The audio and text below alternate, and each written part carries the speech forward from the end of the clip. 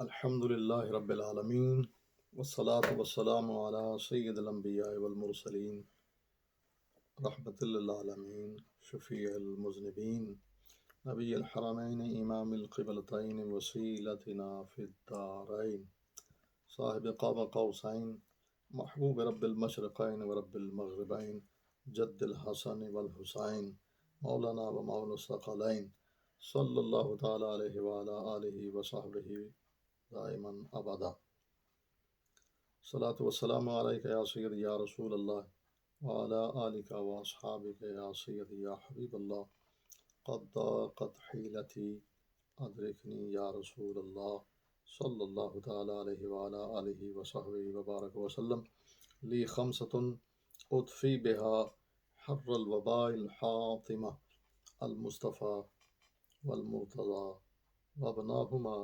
والفاطمہ سلام اللہ تعالی علیہ وعلیہم الصلاۃ والسلام۔ محترم ناظرین و سامعین، مضمون معافی، مغفرت اور توبہ کا چل رہا ہے۔ ایک اعتبار سے مخلوق کی تین قسمیں ہیں۔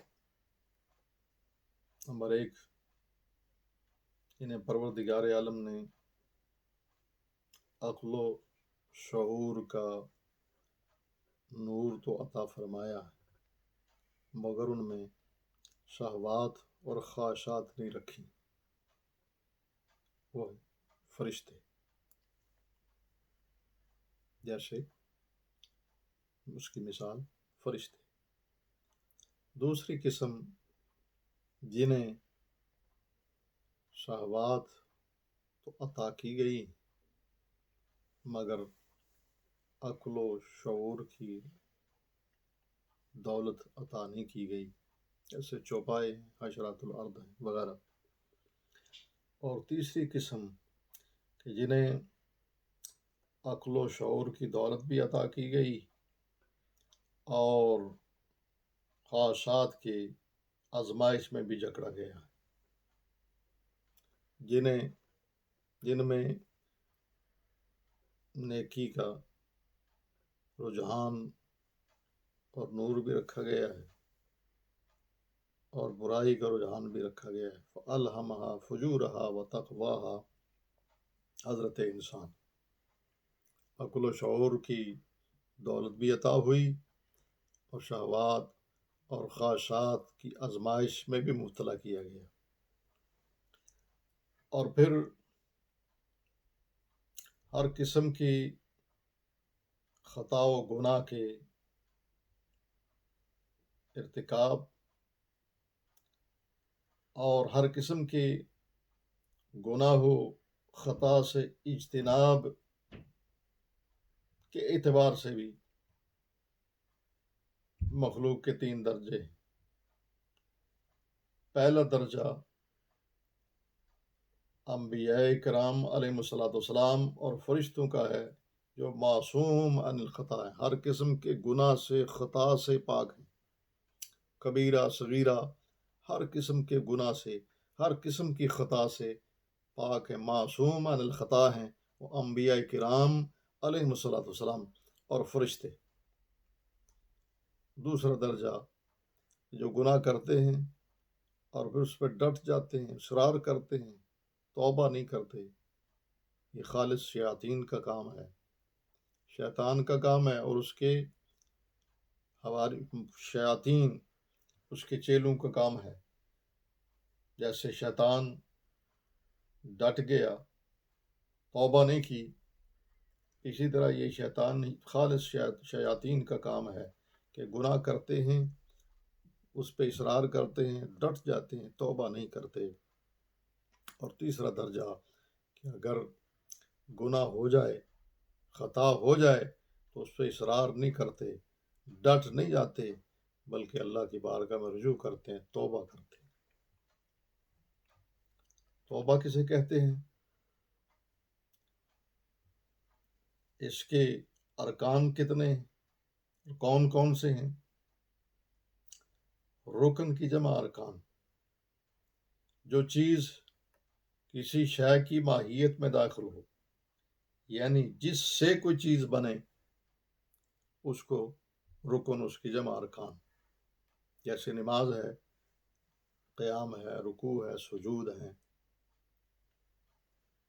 بلا تشبیہ، بلا یوں سمجھ لیجئے کہ دیوار ہے تو اس میں اینٹ ہیں، پتھر ہیں، سیمٹ ہیں، تو جن جن چیزوں سے مل کر بنی وہ اس کی ماہیت میں داخل اس کے ارکان ہیں. تو توبہ کیا ہے؟ کس چیز سے بنتی ہے؟ اس کے ارکان کتنے ہیں؟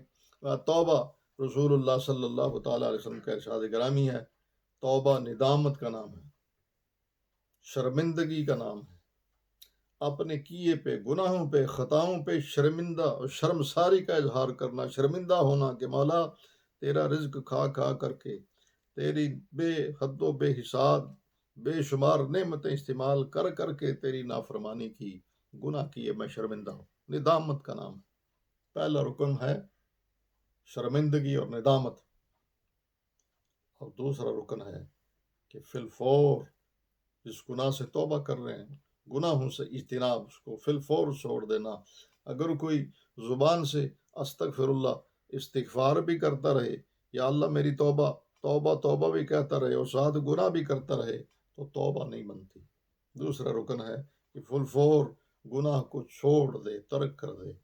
اور تیسرا رکن ہے کہ اس کے قریب نہ جانے کا عزم مصمم ہو، پختہ ارادہ ہو کہ آئندہ اس کا ارتکاب نہیں کروں گا.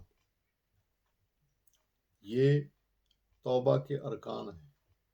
اور اگر جن چیزوں میں تدارک ہو سکتا ہے، تلافی ہو سکتی ہے، تدارک کرنا، تلافی کرنا، مثلا نمازیں قضا ہوئی ہوں تو ان کی قضا کرنا، روزے قضا ہوئے ہوں تو ان کی قضا کرنا، کسی کا مال غصب کیا ہے تو اس کو واپس کرنا یا اسے معاف کرانا، علی حد القیاس. تو یہ توبہ کے ارکان ہیں، ان سے مل کر توبہ بنتی ہے. اگر یہ نہ ہوں تو توبہ نہیں بنتی. ندامت، شرمندگی کا اظہار، فی الفور گناہ کا ترک کر دینا، چھوڑ دینا، اور آئندہ اس کے قریب نہ جانے کا عزم مصمم، پختہ ارادہ. اور پھر جن میں تدارک اور تلافی ہو سکتی ہے ان میں تدارک اور تلافی کرنا.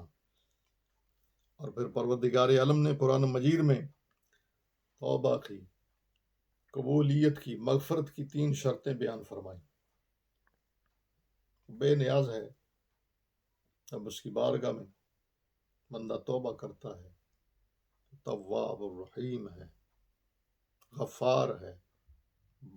بندے کو رجوع کرتے، توبہ کرتے دیر لگتی ہے، اسے معاف کرتے دیر نہیں لگتی. ان اللہ یغفر الذنوب جمیعا، وہ سارے گناہوں کو معاف فرما دیتا ہے. اور جب وہ کرم فرمانے پہ آئے تو سیئات کو حسنات میں بدل دیتا ہے، گناہوں کو نیکیوں میں بدل دیتا ہے. اس کا کرم بالائے کرم ہے. تو پروردگار عالم نے قرآن مجید میں مغفرت و بخشش کی 3 شرطیں بیان فرمائیں. فرما وَلَوْ أَنَّهُمْ إِذْ ظَلَمُوا أَنفُسَهُمْ جَاءُوكَ، اور اگر وہ لوگ جب اپنی جانوں پہ ظلم کر بیٹھے، جاؤک، اے محبوب علیہ السلام آپ کے پاس آئیں، فاستغفر اللہ، پھر اللہ سے بخشش مانگیں، پھر اللہ سے مغفرت طلب کریں. واستغفر لهم الرسول، رسول بھی ان کے لیے سفارش کر دے، شفاعت کر دے، مغفرت اور بخشش مانگ لے، یا اللہ انہیں بخش دے، تو لوجد اللہ تواب الرحیم، اللہ کو ضرور ضرور بہت بہت توبہ قبول کرنے والا، بہت رحمت پانے والا پائیں. دیکھیے پروردگار عالم جل جلالہ و من والہ نے اس مضمون کو تاکید سے شروع فرمایا. انا تاکید کے لیے آتے ہیں، بات کو پختہ کرنے کے لیے، مضبوط کرنے کے لیے آتے ہیں. حالانکہ اللہ سے زیادہ مضبوط بات کس کی ہے، سچی بات کس کی ہے؟ من اصدق من اللہ قیلا ومن اصدق من اللہ حدیثا. مگر مضمون کو انا سے موقت کیا، تاکید لگائی، اور تاکید وہاں لگائی جاتی ہے جہاں کوئی منکر ہو یا متردد ہو، انکار کرنے والا ہو یا شک میں ہو، یا پھر کسی کام کی عظمت کے لیے اس پر تاکید لگا کر بیان کیا جاتا ہے. تو پروردگار عالم کو معلوم تھا کہ ایسے لوگ ہوں گے جو ڈائریکٹ کی بات کریں گے. تو اس آیت مقدسہ میں پروردگار عالم نے اپنے محبوب کی بارگاہ میں بھیجا، اس لیے اندازہ فرمائیے گناہ تو کیا خدا کا، اور بھیجا جا رہا ہے بارگاہ مصطفیٰ میں، اس لیے کہ خدا کا یہی ہے در، نہیں اور کوئی مفر مقر. جو وہاں سے ہو یہیں آ کے ہو، جو یہاں نہیں تو وہاں نہیں. وَلَوْ أَنَّهُمْ، ہوم ضمیر کا مرجع نزول آیت سے لے کر قیامت تک کے لیے. جب، یہ بھی وقت ہے، عام ہے، جب بھی ظلم انفسهم، اپنی جانوں پہ ظلم کر بیٹھے. یہاں بھی ظلم کی کوئی قید بیان نہیں کی کہ ظلم کیسا، کسی طرح کا ظلم ہو، کفر ہو، شرک ہو، صغیرہ ہو، کبیرہ ہو، ان الشرک لظلم عظیم. تو کسی طرح کا ظلم کر بیٹھے جب بھی، اور وہ قیامت تک آنے والے جب اپنی جانوں پر کسی طرح کا ظلم کر بیٹھیں تو جاؤ کہ محبوب علیہ الصلوۃ والسلام آپ کے پاس آئیں، پھر اللہ سے بخشش مانگیں، اور رسول بھی ان کی بخشش کی سفارش کر دے تو پھر اللہ کو ضرور بہت توبہ قبول کرنے والا، بہت رحم کرنے والا پائیں گے. اللہ اکبر کبیرہ. رسول اللہ صلی اللہ تعالیٰ علیہ وآلہ وسلم، صحابہ کرام رضوان اللہ تعالیٰ عنہم اجمعین حضور امام الانبیاء صلی اللہ تعالیٰ علیہ وسلم کی بارگاہ میں حاضر ہو جاتے خوش نصیب تھے. حضور سرکار دو عالم علیہ السلام کے وصال کے بعد ایک عرابی رسول اللہ صلی اللہ تعالیٰ علیہ وسلم کی بارگاہ میں آئے. یا رسول اللہ صلی اللہ تعالیٰ علیہ وسلم، یا حبیب اللہ، آپ نے جو ہمیں قرآن عطا کیا ہے، اللہ نے آپ پر نازل فرمایا، آپ نے ہمیں سکھایا، اس میں یہ آیت بھی ہے وَلَوْ أَنَّهُمْ ظَلَمُوا أَنفُسَهُمْ جاؤ، کہ اپنی جانوں پہ ظلم کر بیٹھو تو آپ کے پاس آؤ اور توبہ کرو، بخشش مانگو، اور حضور بھی بخشش کی دعا فرما دیں تو ضرور توبہ قبول کرنے والا، رحم کرنے والا پاؤ گے. تو میں اپنی جان پہ ظلم کر کے آیا ہوں اور بخشش و مغفرت کا طلبگار ہوں، آپ بھی کرم فرمائیں. سرکار دو عالم صلی اللہ تعالیٰ علیہ وسلم کی قبر اطہر سے آواز آئی، اللہ نے تجھے بخش دیا، کیا تیری مغفرت ہو گئی. اور حافظ عماد الدین ابن کثیر نے تفسیر ابن کثیر میں، جسے دوسرے طبقے کے لوگ بھی بہت معتبر تفسیر مانتے ہیں، اس میں بھی اس بات کو واضح کیا ہے. مفتی محمد شفیع صاحب دیوبندی تفسیر معارف القرآن میں اسی مقام پہ، اسی آیت کی تفسیر میں اس بات کی وضاحت کی ہے کہ یہ حکم قیامت تک کے لیے سرکار دو عالم صلی اللہ تعالیٰ علیہ وآلہ وسلم کی بارگاہ کی حاضری. اور پھر دیکھیے کہ یہ جاؤ کا فرمایا، آپ کے پاس آئیں، یا ذہنی فرمایا کہ ضرور مدینہ طیبہ میں آئیں، بلکہ نبی اولا بالمؤمنین من انفسہم وازواجہم امہاتہم، نبی تو مومنوں کی جانوں سے بھی زیادہ قریب ہیں. دور تم ہو، اس دوری کو ختم کرو، ان کو دل میں بسا لیا میں نے، دل مدینہ بنا لیا میں نے. جہاں بھی ہو رسول اللہ صلی اللہ تعالیٰ علیہ وسلم کی بارگاہ میں اپنے آپ کو حاضر تصور کرو اور اللہ سے بخشش مانگو.